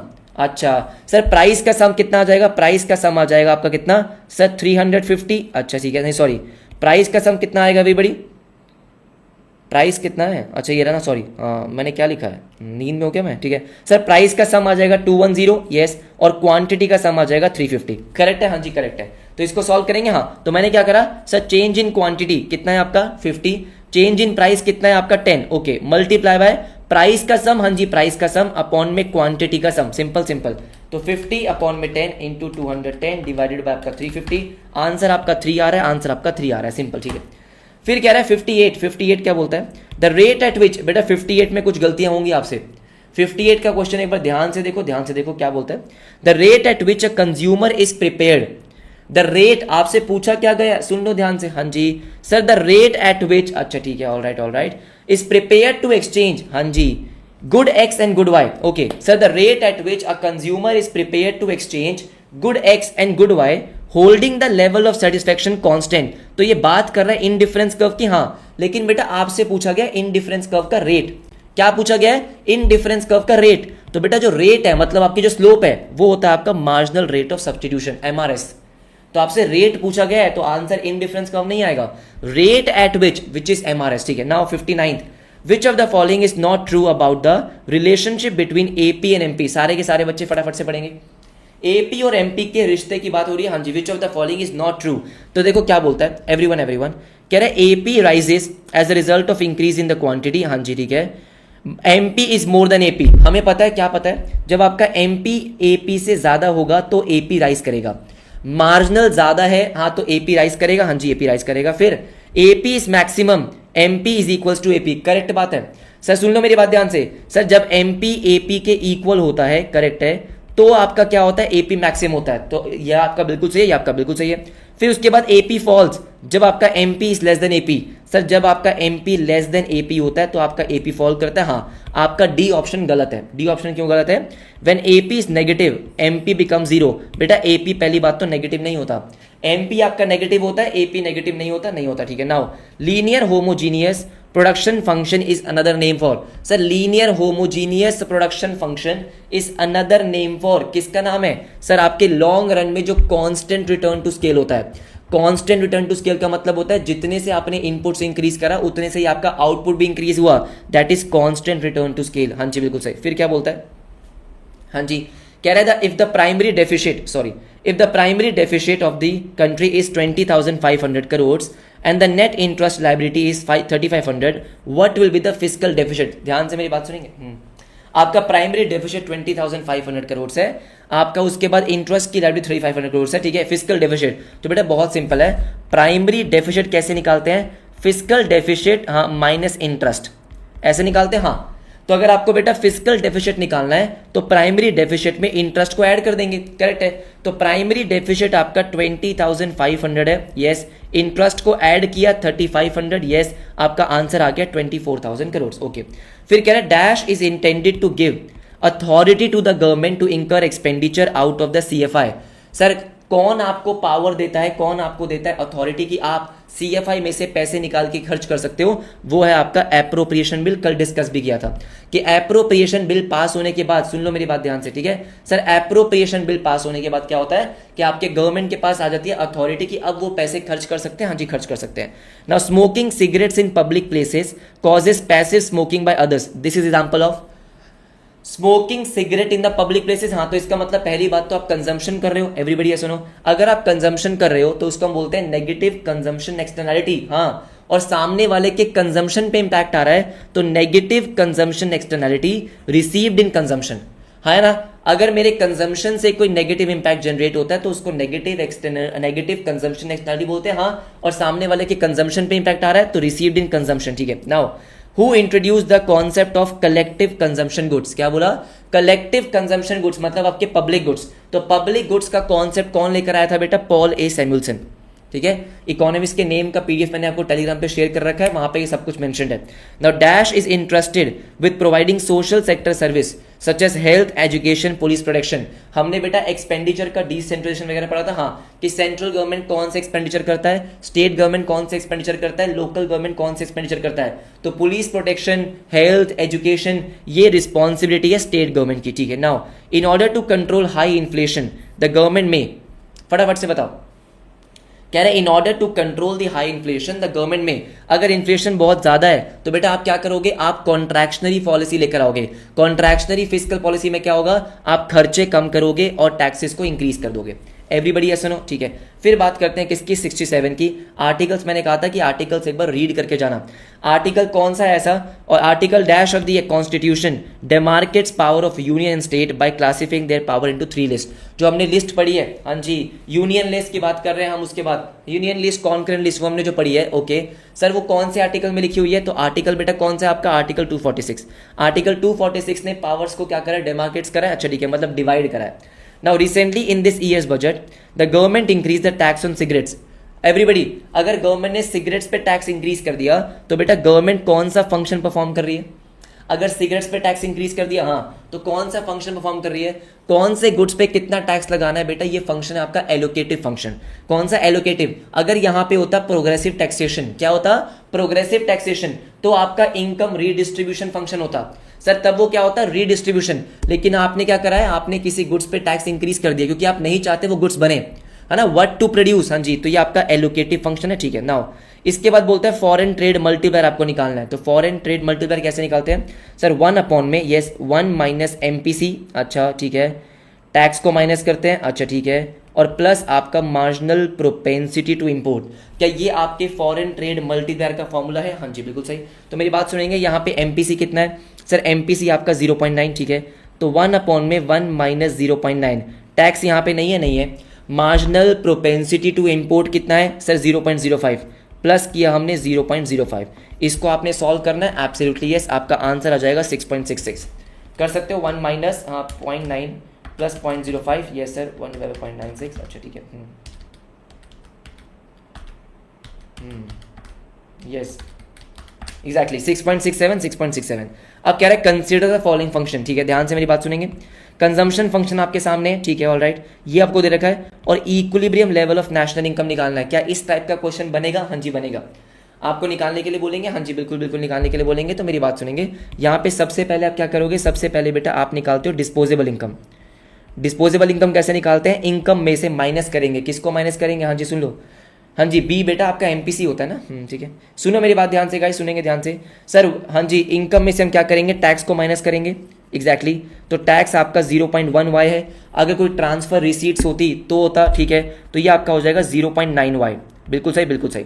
फिर आपको पता है इक्विलिब्रियम पे क्या होता है, आपकी इनकम, हाँ, विच इज आपका AS, income is equal to आपका एग्रीगेट डिमांड. तो एग्रीगेट डिमांड क्या होता है बेटा, आपका कंजम्पशन फंक्शन, यस, आपकी इन्वेस्टमेंट, यस, आपका गवर्नमेंट एक्सपेंडिचर, और आपका नेट एक्सपोर्ट्स. क्या होता है, नेट एक्सपोर्ट्स, नेट एक्सपोर्ट्स. इसको आप सॉल्व करेंगे, हाँ जी इसको आप सॉल्व करेंगे, सिंपल सी बात है. कंजम्पशन फंक्शन आपको दे रखा है 40 प्लस 0.8. अच्छा ठीक है, उसके बाद आपका ये आपका क्या हो गया, disposable income multiply 0.9 Y. Investment आपके सामने है, गवर्नमेंट एक्सपेंडिचर है, ये सब है. इसको सॉल्व करेंगे, हाँ जी बिल्कुल सही, आपका आंसर आ जाएगा 600 करोड़. अब आ जाओ फटाफट से 71 पे, फटाफट से आओ 71 पे. 71 क्या बोलता है, कह रहा है if the GDP deflator of the country is 140.75 and yes in 2020 and sir 2021 में 157.33 है. अच्छा ठीक है, all right. What is the inflation rate, जल्दी बताओ sir, what is the inflation rate. Yes sir, yes yes, फटाफट से बोलो. तो बेटा इन्फ्लेशन रेट कैसे निकालते हैं, जीडीपी डिफ्लेटर को माइनस करेंगे, मतलब 157.33, ठीक है, माइनस 140.75, यस, डिवाइड करेंगे जो बेस ईयर का जीडीपी, बेस ईयर का डिफ्लेटर है, तो बेस ईयर का डिफ्लेटर, यस ठीक है, मल्टीप्लाई बाय 100, ये आपका इन्फ्लेशन आ जाएगा, यस 11.78%. ठीक है, नाउ अगेन आपको बोला गया नेशनल इनकम निकालनी है वैल्यू एडेड मेथड से. फॉर्मूला आपको पता होना चाहिए कि पहले आप क्या निकालते हो, वैल्यू ऑफ आउटपुट. क्या निकालते हैं, वैल्यू ऑफ आउटपुट. तो बेटा वैल्यू ऑफ आउटपुट कैसे निकालते थे, सेल्स में हाँ जी चेंज इन स्टॉक हम प्लस करेंगे, तो plus closing stock minus opening stock, yes ये आपका आउटपुट आ गया। इसमें से माइनस करेंगे इंटरमीडिएट कंजम्पशन, तो आपको सेल्स गिवन है, ओपनिंग स्टॉक गिवन है, क्लोजिंग स्टॉक गिवन है, इसमें से इंटरमीडिएट कंजम्पशन माइनस करोगे और ये आपका बाय डिफॉल्ट क्या निकलता है बेटा, जीडीपीएमपी। क्या निकलता है, जीडीपीएमपी। जीडीपीएमपी आने के बाद आप आराम से इसको कन्वर्ट कर दो इसमें एनएनपीएफसी में, किसमें कन्वर्ट कर देंगे, एनएनपीएफसी में, हाँ जी बिल्कुल सही, ठीक है। इसको प्रॉपर सॉल्व करोगे आंसर 105 आएगा। फटाफट से आ जाओ, dash is the income okay received by the house hold sector. अब यहाँ पे देखो ध्यान से क्या लिखा है sir, income received by the house hold sector. तो बेटा यहाँ पे किसकी बात हो रही है, फटाफट से बताओ, यहाँ पे बात किसकी हो रही है, यहाँ पे बात हो रही है पर्सनल इनकम की। पर्सनल इनकम का मतलब होता है जो हाउस होल्ड सेक्टर को जो आपको पैसे मिलते हैं सर, जो इनकम रिसीव होती है उसको बोलते हैं पर्सनल इनकम। यहाँ पे बेटा अगर हाउस होल्ड सेक्टर के साथ बिजनेस सेक्टर भी होता, क्या होता, बिजनेस सेक्टर, उसको बोलते हैं प्राइवेट इनकम। अगर बिजनेस सेक्टर भी होता तो प्राइवेट इनकम बोलते हैं, प्राइवेट इनकम बोलते हैं। अब बात करते हैं 74th की, तो 74th क्या बोलते हैं सुनेंगे ध्यान से, कि dash is a measure of market value of all final goods and services, ठीक है, जीडीपीएमपी की बात कर रहा है, produce within the domestic territory, हाँ जी, by normal residents, yes during an accounting year. अब क्या बोला, इंक्लूडिंग एनएफआईए। तो अभी तक जो वो बात कर रहा था जीडीपीएमपी की, ठीक है, कह रहे इंक्लूडिंग एनएफआईए, तो एनएफआईए प्लस कर दिया, हाँ जी, एक्सक्लूडिंग डेप्रिसिएशन, तो डेप्रिसिएशन को माइनस कर दिया। तो यहाँ पे आंसर क्या आ जाएगा सर, यहाँ पे ग्रॉस में से डेप्रिसिएशन गया तो एन बचा, नेट बचा, डोमेस्टिक में एनएफआईए प्लस करेंगे तो नेशनल आ गया, तो ये आपका आंसर हो गया एनएनपीएमपी, हाँ जी बिल्कुल सही, एनएनपीएमपी। भाई यहाँ पे फाइनल गुड्स एंड सर्विस की वैल्यू होती है जीडीपीएमपी, हाँ जी, आपको एनएफआईए प्लस करना है तो एनएफआईए प्लस करोगे तो वो डोमेस्टिक आपका नेशनल में कन्वर्ट हो जाएगा, और ग्रॉस में से डेप्रिसिएशन माइनस करेंगे तो आपका नेट आ जाएगा। फिर बात करते हैं बिजनेस साइकिल्स एमर्जिंग। जो बिजनेस साइकिल्स होती है, जो आपकी इकोनॉमिक फ्लक्चुएशंस होती है सर, वो कहाँ पे होती है, वो आपकी होती है फ्री मार्केट इकोनॉमी में। सर क्या होती है, फ्री मार्केट में, क्योंकि जहां पे सोशलिस्ट इकोनॉमी होती है वहां पे फ्लक्चुएशंस नहीं होती। अकॉर्डिंग टू डैश, हाँ जी, trade cycles occur due to onset of innovations. तो बेटा हमने पहले पढ़ा था कि हॉटरी ने क्या कहा था, हॉटरी ने कहा था मोनेटरी फिनोमिनन। सर इनोवेशंस की बात किसने करी है, शम्पीटर ने। इनोवेशन की बात किसने करी है, शम्पीटर ने, ठीक है। Now when a few firms in the oligopolistic market come to a common understanding. Sir अगर जो ओलिगोपोलिस्टिक मार्केट में कुछ फर्म्स है बड़ी बड़ी, हाँ सर बड़ी बड़ी फर्म्स है, अगर वो कॉमन अंडरस्टैंडिंग पे आती है, साथ में मिलकर प्राइस और आउटपुट को डिसाइड करते हैं, सर उसको बोलते हैं कोल्यूसिव ओलिगोपोली। हाँ जी, क्या बोलते हैं, कोल्यूसिव ओलिगोपोली, हाँ जी बिल्कुल सही बात है। Elasticity of demand on the upper segment of king demand curve, पढ़ाया था, बिल्कुल पढ़ाया था, कि जो आपका किंग डिमांड कर्व होता है उसके अपर सेगमेंट में, अपर सेगमेंट जो होता है, ये सर ये आपका अपर सेगमेंट है, हाँ जी। तो अपर सेगमेंट क्या होता है बेटा, हाईली इलास्टिक होता है, मतलब अगर आपने प्राइस को इंक्रीज किया तो डिमांड बहुत कम हो जाएगी, तो उसको बोलते हैं ग्रेटर देन वन। जो आपका लोअर सेगमेंट है वहां पे लेस देन वन होता है, लेस देन वन होता है। फिर क्या बोलता है कि this type of oligopoly, yes, tends to process. मैं आपको बार बार बोल रहा हूं, अगर अभी आपने नहीं पढ़ा है तो टाइप्स ऑफ ओलिगोपोली पढ़ के जाना, ठीक है sir. Tends to process raw material, अच्छा ठीक है, और intermediate goods, yes sir, yes okay, used as inputs. तो जो रॉ मटेरियल प्रोड्यूस करते हैं, मतलब kind of homogeneous product, raw material आपके क्या होते हैं, होमोजीनियस। तो यहाँ पे बात आती है उसकी प्योर ओलिगोपोली की, है ना। जहां पे डिफरेंशिएशन होता है वहां पे आता है इम्परफेक्ट ओलिगोपोली, ये आपका परफेक्ट ओलिगोपोली है, ठीक है। Now MR will be zero, क्या बोल रहा है sir, MR will be zero in imperfect competitive market if the elasticity if. तो बेटा एमआर जीरो कब होता है, जब आपकी इलास्टिसिटी 1 होती है। सर क्यों बेटा, फॉर्मूला होता है आपका कि MR is equals to, yes, A R into E minus 1 upon में ई, करेक्ट बात है।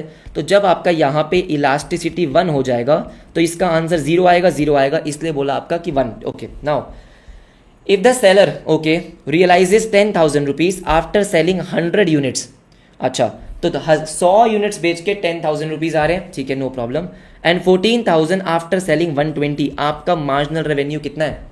अगर कोई बच्चा यहाँ पे 4,000 बोल रहा है तो गलती कर रहा है, क्यों सर, आपका चेंज इन मार्जिनल रेवेन्यू कितना है, 4,000, हाँ जी, लेकिन divided by change in units, एक यूनिट एडिशनल बेच के कितना रेवेन्यू अर्न करते हो उसको बोलते हैं मार्जिनल रेवेन्यू। यहाँ पे आपने 20 यूनिट्स बेची है तो आप 20 से डिवाइड करोगे, आपका आंसर आएगा 200। फिर कह रहा है price varies by the attributes, क्या बोला सर, प्राइस वेरीज, हाँ जी, by the attributes such as location और बाय कस्टमर सेगमेंट। जब आप लोकेशन के बेसिस पे प्राइस को डिस्क्रिमिनेट करते हो, हाँ जी ठीक है, ओल्ड गुड़गांव न्यू गुड़गांव, उसको बोलते हैं बेटा थर्ड डिग्री ऑफ प्राइस का डिस्क्रिमिनेशन, ठीक है। फिर अंडर डैश ऐसी कौन सा डिग्री ऑफ डिस्क्रिमिनेशन है जहां पे मोनोपोलिस्ट, हाँ जी, आपका पूरा कंज्यूमर सरप्लस छीन लेता है?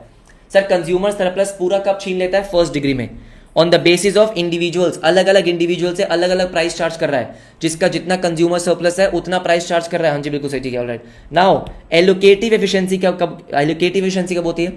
एक मैंने आपको बताया था प्रोडक्टिव एफिशिएंसी। प्रोडक्टिव एफिशिएंसी का मतलब होता है कि आप मिनिमम कॉस्ट पे प्रोडक्शन कर रहे हो। सर मिनिमम कॉस्ट कब होती है? जब आपकी एमसी आपके एसी के इक्वल होती है। एवरीबडी ऐसा नो, यहाँ पे मिनिमम कॉस्ट होती है। हाँ जी मिनिमम कॉस्ट होती है बेटा। सेकंड डिग्री जो था, second degree was on the basis of quantity. अच्छा ठीक है, तो एलोकेटिव एफिशिएंसी होती है जब आप जो प्राइस चार्ज कर रहे हो वो आपके मार्जिनल कॉस्ट के इक्वल है। सर किसके इक्वल है? मार्जिनल कॉस्ट के इक्वल है। हाँ जी बिल्कुल सही, तो आपका आंसर क्या आएगा? MC is equal to A R. हाँ जी क्या? अच्छा मैंने यहाँ पे थर्ड डिग्री, सॉरी, हाँ फर्स्ट डिग्री, मैंने बोला फर्स्ट डिग्री है बेटा, सॉरी गलती से मैंने थर्ड डिग्री पे मार्क कर दिया। आंसर आपका फर्स्ट डिग्री है। MC is equal to AR, MC is equal to AR. अब बात करेंगे 85 की, फटाफट से आ जाओ बेटा 85 पे, कि एवरेज कॉस्ट ऑफ प्रोड्यूसिंग, हाँ जी, 50 units of a commodity is 250। आपको बोला कि एवरेज कॉस्ट आपकी 250 है, ठीक है। वेरिएबल कॉस्ट आपकी कितनी है? 10,000। तो आपको बता रखा है वेरिएबल कॉस्ट आपकी कितनी है? 10,000। आपसे क्या पूछा गया? आपसे पूछा गया average fix cost of producing 100 units. तो बहुत सिंपल है, आप यहाँ पे क्या करोगे? पहले निकालोगे टोटल कॉस्ट। अगर 50 यूनिट्स की एवरेज कॉस्ट 250 है तो टोटल कॉस्ट कितनी होगी? इसको मल्टीप्लाई कर देंगे तो टोटल कॉस्ट होगी 12,500। सर कितनी हो जाएगी? 12,500। हाँ जी बिल्कुल सही। इसमें से वेरिएबल कॉस्ट कितनी है? वेरिएबल कॉस्ट है बेटा 10,000। वेरिएबल कॉस्ट आपकी 10,000 है। हाँ जी बिल्कुल सही। तो क्या इसका मतलब ये है कि फिक्स्ड कॉस्ट आपकी 2,500 है? सर फिक्स कॉस्ट 2,500 है। हाँ जी बिल्कुल सही। अब अगर फिक्स कॉस्ट 2,500 है, आपको निकालनी है एवरेज फिक्स कॉस्ट, हाँ जी, 100 यूनिट्स की। सर कितनी की? 100 यूनिट्स की। तो 2,500 अपॉन में 100, आपका आंसर आ गया 25। सिंपल, हाँ जी सिंपल। आ जाओ फटाफट से 86 पे, कि if Cobb Douglas production function labour elasticity और कैपिटल इलास्टिसिटी अगर मोर देन 1 है, तो हमने कॉब डुगलेस पढ़ा है, एब्सोल्युटली पढ़ा है। तो कॉब डुगलेस में क्या था? अगर आपकी लेबर इलास्टिसिटी और कैपिटल इलास्टिसिटी इक्वल्स टू 1 होते हैं तो कांस्टेंट रिटर्न टू स्केल होता है, मोर देन 1 होते हैं तो इंक्रीजिंग रिटर्न टू स्केल होता है, लेस देन 1 होंगे तो आपका डिक्रीजिंग रिटर्न टू स्केल होगा, ठीक है। नाउ 87 क्या बोलता है? कह रहा है स्लोप ऑफ सप्लाई कर्व आपका 0.6 है, ठीक है। Calculate the elasticity of supply, अगर आपका प्राइस 30 है और क्वांटिटी आपकी 100 है, तो बेटा अगर आपको स्लोप दे रखी है तो आपका एक फॉर्मूला होता है 1 अपॉन में स्लोप। आप डिमांड में इसको यूज कर सकते हो, आपके सप्लाई में भी सेम फॉर्मूला है। तो 1 अपॉन में slope exactly multiply by original price upon में ओरिजिनल क्वांटिटी। क्या फॉर्मूला होता है? हाँ जी, कि 1 अपॉन में स्लोप, हाँ जी, multiply by original price upon में ओरिजिनल क्वांटिटी, ठीक है। तो 30 अपॉन में 100, यस ठीक है, डिवाइडेड बाय 0.6। फटाफट से मुझे बताओ आपका आंसर क्या है? एवरीवन एवरीवन एवरीवन, आंसर क्या है? आंसर आपका 0.5। क्या आंसर आ गया? 0.5 0.5, ठीक है। नाउ सर सप्लाई फंक्शन आपको दे रखा है। हाँ जी बेटा, अगर आपको फंक्शन दे रखा है तो इसका मतलब आप कौन सा फॉर्मूला यूज करते हो? Point elasticity. और पॉइंट इलास्टिसिटी का फॉर्मूला क्या होता है? आपका डेरिवेटिव ऑफ क्वांटिटी अपॉन में derivative of price multiply by original price upon original quantity. तो यहाँ पे आपको क्या बोला है? इलास्टिसिटी आपको निकालनी है। तो जो आपका डेरिवेटिव ऑफ क्वांटिटी अपॉन में डेरिवेटिव ऑफ प्राइस है वो क्या होता है? जो यहाँ पे प्राइस के साथ नंबर है। सर किसका? प्राइस के साथ। हाँ जी प्राइस के साथ। तो आपका कितना हो गया एवरीबडी? Sir this is 15। हाँ जी, तो 15 आ गया, 15 आ गया, मल्टीप्लाई बाय ओरिजिनल प्राइस आपका कितना है? 20। ओरिजिनल क्वांटिटी आप यहां से निकाल सकते हो कि Q इज इक्वल्स टू, अच्छा ठीक है, -50, हाँ, प्लस जब आपका प्राइस 20 है, हाँ जी, तो 15 इंटू 20, ये आपका आ जाएगा 250, 250, हाँ जी, तो 20 अपॉन में 250, तो 15 into, yes 15 into, okay, 20 upon में 250, आपका आंसर आ गया 1.2। क्या आंसर आ गया? 1.2, 1.2। सिंपल, हाँ जी बहुत सिंपल। इसके बाद बेटा ये क्वेश्चन आपके PYQ May 25 का है। कह रहा है जब अगर आपकी टोटल इनकम 750 है तो पैनकेक और मफिन का प्राइस क्या है? तो बहुत ही सिंपल तरीका है, आपको देखना है ये 2 पॉइंट्स, है ना, ठीक है। तो अगर मान लो ये पॉइंट है तो ये पॉइंट क्या है कि आप सारा का सारा पैनकेक ले रहे हो। सर हम पैनकेक कंज्यूम कर रहे हैं, हाँ जी बिल्कुल सही। तो पैनकेक की 25 क्वांटिटीज है, मल्टीप्लाई बाय उसका प्राइस, और आप 750 रुपीज खर्च कर रहे हो, हाँ। तो यहाँ पे पैनकेक का प्राइस कितना आ गया? 30, करेक्ट है। यहाँ पे अगर आप आओगे तो पैनकेक 0 है, मफिन 50 है, तो यहाँ पे आप 50 क्वांटिटी परचेज कर रहे हो, उसका जो प्राइस है इज इक्वल टू 750, करेक्ट। तो यहाँ पे वो आ गया 15। इसका मतलब क्या है कि पैनकेक 30 का है, हाँ जी, और आपका मफिन्स 15 रुपीज़ का है, 15 रुपीज़ का, सिंपल, ठीक है। इसके बाद आते हैं in the case of straight line, last के 10 क्वेश्चन है बेटा, फटाफट से करते हैं। In the case of straight line demand curve, हाँ, meeting the two axis, sir straight line demand curve meeting the two axis, ठीक है, ऑलराइट। आपका elasticity at the mid point, तो बेटा जो हमारा ज्योमेट्रिक मेथड है, वो ज्योमेट्रिक मेथड क्या बोलता है, अगर एक स्ट्रेट लाइन डिमांड कर्व है तो लोअर सेगमेंट अपॉन में अपर सेगमेंट, तो अगर हम मिड पॉइंट की बात करेंगे तो लोअर और अपर सेगमेंट आपका इक्वल होता है, इसलिए आपका आंसर क्या है, ऑप्शन नंबर बी 1, ठीक है। अगर आपसे पूछा जाएगा कि ऊपर वाले पोर्शन में, तो ऊपर वाले पोर्शन में ग्रेटर देन 1 होगा और यहां आपका लेस देन 1 होगा। Now goods which are required for immediate और अर्जेंट कंजम्पशन, अगर आपको गुड्स अभी चाहिए, मान लो बेटा आपको अभी चाहिए कैलकुलेटर, क्या चाहिए, कैलकुलेटर चाहिए, अच्छा ठीक है।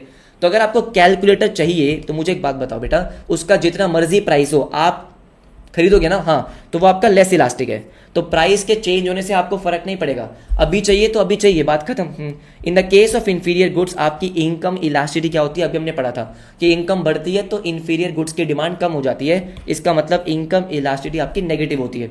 द डैश इकोनॉमिक्स, हाँ जी, explain cause and effect relationship, मुझे बताओ बेटा कौन सी इकोनॉमिक्स है जो cause and effect relationship explain करती है, हाँ जी, तो बेटा कॉज एंड इफेक्ट मतलब ये इसलिए हो रहा है, हाँ जी, वो एक्सप्लेन कर रही है, तो वो पॉजिटिव है। नॉर्मेटिव में हम एक्चुअली में आपको सजेशन देते हैं, सर क्या करना चाहिए, what should be done, judgement pass करते हैं, हाँ जी, वेलफेयर प्रोपोजिशन होता है। पॉजिटिव में सिर्फ बताते हैं कि प्राइस बढ़ रहा है, क्वांटिटी आपकी कम हो रही है, बस वो आपको बता रहा है, हाँ जी बता रहा है, ठीक है। फिर उसके बाद क्या बोलता है, which of the following statement is incorrect, आपसे बोला कि कौन सी स्टेटमेंट आपकी इनकरेक्ट है। अब इनकरेक्ट कौन सी है तो सुनेंगे, बिजनेस इकोनॉमिक्स इज नॉर्मेटिव, हाँ ये बात तो सही है। Has a close connection with statistics, हाँ जी सर, बिजनेस इकोनॉमिक्स का स्टैटिस्टिक्स, मैथमेटिक्स, ऑपरेशन रिसर्च, हाँ जी, सबके साथ क्लोज कनेक्शन होता है। यहाँ पे लिखा है business economics need not worry about the macro variables, क्या मतलब है कि बिजनेस में डिसीजन लेते टाइम हमको मैक्रो वेरिएबल्स पे ध्यान नहीं देना, ये गलत है सर, हमको इकोनॉमी में क्या चल रहा है उसको भी देखना होता है, उसको भी देखना होता है, ठीक है, तो ये गलत हो गया। Short term credit from RBI to state government, RBI जो स्टेट गवर्नमेंट को एक तरीके से शॉर्ट टर्म लोन देती है, सर क्या देती है, शॉर्ट टर्म लोन, उसको बेटा क्या बोलते हैं, वेज एंड मीन्स एडवांसेस, क्या बोलते हैं, WMA, हाँ जी WMA, ठीक है। Now sir what can be the minimum value of investment multiplier, ध्यान से सर, मिनिमम वैल्यू ऑफ, अच्छा, इन्वेस्टमेंट मल्टीप्लायर आपसे पूछ रहा है, तो बेटा इन्वेस्टमेंट मल्टीप्लायर इज 1 अपॉन में MPS, हाँ जी बिल्कुल सही। इसकी मिनिमम वैल्यू क्या हो सकती है कि मान लो अगर आप फॉर एग्जाम्पल, हाँ, आपका MPC 0 है, अच्छा आपका MPC 0 है तो आपका MPS 1 होता है, आपका MPS 1 होता है, ठीक है, तो आपका मिनिमम वैल्यू 1 हो सकता है, मैक्सिमम आपका इनफाइनाइट हो सकता है, हाँ जी, तो मिनिमम वैल्यू विल बी 1, ध्यान रखना इस बात को। फिर क्या बोलता है, सुनो मेरी बात ध्यान से, लास्ट के आपके 3 क्वेश्चन बचे। Sir mister A, yes mister A, okay, who is self employed decided to keep more money in his savings account, आपने क्या करा कि आप अपने सेविंग्स अकाउंट में पैसे रख रहे हो, considering the prevailing economic and political condition, what is the motive for such a move by a, ऐसा क्यों है कि भाई वो अपने सेविंग्स अकाउंट में पैसे रख रहा है, क्योंकि भैया, हाँ जी, प्रिकॉशनरी मोटिव, क्यों, जब आपके पास एक यहां पे दे रखा है considering the economic and political condition, तो आप अभी की इकोनॉमिक और पॉलिटिकल कंडीशन को देखकर पैसे सेव कर रहे हो। अगर आप पैसे सेव कर रहे हो, हाँ जी, किसके लिए सर, फ्यूचर के लिए, उसको बोलते हैं प्रिकॉशनरी मोटिव। यहाँ पे ट्रांजैक्शन करने के लिए नहीं बोला है, आपने सेविंग अकाउंट में पैसे डाले हैं क्योंकि आपको सर फ्यूचर की कॉन्टिजेंसी के लिए सेव करना है, तो उसको आपको क्या बोला, प्रिकॉशनरी मोटिव, ठीक है। Now the kinked demand curve theory explains, क्या, even when the demand conditions dash the price, हाँ जी डैश, क्या मतलब है इसका कि even when the demand conditions change, अगर आपकी डिमांड कम ज्यादा होती है, हाँ, प्राइस आपका फिर भी क्या रहता है, स्टेबल रहता है, क्या रहता है, स्टेबल, हाँ जी, तो आपका आंसर क्या है, आंसर ऑप्शन नंबर बी, हाँ जी बिल्कुल सही, क्योंकि किंग डिमांड कर्व में क्या बोलता है, प्राइस का रिजिडिटी है, आपका प्राइस क्या रहता है, प्राइस आपका रिजिड रहता है, हाँ जी, इनफ्रीक्वेंटली चेंज होता है, मतलब ज्यादा चेंज नहीं होता, चेंज नहीं होता। उसके बाद 99th क्या बोलता है, विच ऑफ द फॉलोइंग, हाँ जी ठीक है, is not an essential condition of the pure competition, हमने कल डिस्कस किया था, क्या डिस्कस किया था कि sir not an essential condition yes of pure competition, तो फटाफट से मुझे बताएंगे सारे के सारे बच्चे, तो बेटा बहुत सिंपल है, बहुत, कि 3 कंडीशंस होती हैं, हाँ, आपका क्या, large number of buyer and seller, free entry exit, homogeneous product, हाँ जी, ट्रांसपोर्टेशन कॉस्ट आपके प्योर कंपटीशन में नहीं आता। Everyone yes, ready for the last question मुझे फटाफट से बताएंगे, ready for the last question, everybody, हाँ जी, ready for the last question, बोलो यस और नो, हाँ,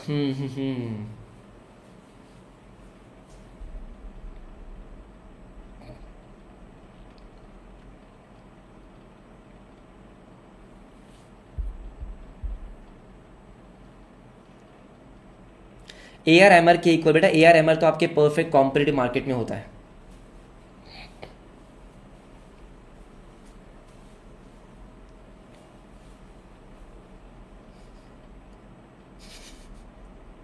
हाँ जी एवरीबडी फटाफट से मुझे बताओ। यस सर, आज का एग्जाम कैसा होगा?